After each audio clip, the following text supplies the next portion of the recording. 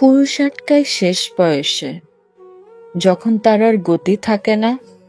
ছেলেমেয়েরা বড় হয়ে যার যার জীবন গড়ে নেয়।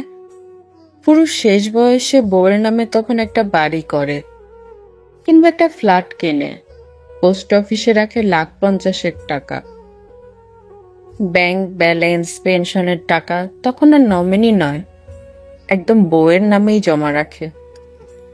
অথচ যৌবনে এতে ছিল তার বড্ড ভয়, বউ যদি তার টাকা নিয়ে অন্য কারো সঙ্গে চলে যায়। তাই বৃদ্ধকালে পুরুষ আটকায় বউয়ের আঁচলে। যখন তার বাবা মা পৃথিবীতে থাকে না। বাবা মা জীবিত থাকলে কোনো পুরুষই স্ত্রীর মান সম্মানের প্রতি সচেতন থাকে না। তাই পুরুষ আটকায় যখন স্ত্রী ছাড়া তার আর কোনো অপশন থাকে না। তখন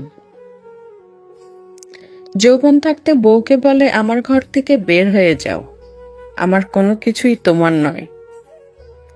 আর বৃদ্ধ বয়সে বলে, আমার সব সম্পত্তি তো তোমার, আমার সেবা করো। বোকা পুরুষ এটা বুঝে না, যৌবনে যার সাথে গভীর প্রণয় হলো না, বৃদ্ধ বয়সে তাকে আটকিয়ে কি লাভ।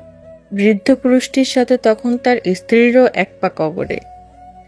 এত সম্পদ দিয়ে স্ত্রী তখন কি করবে, যার যৌবনে একটা শখ পূরণ করতে সারা রাত কাঁদতে হয়েছে।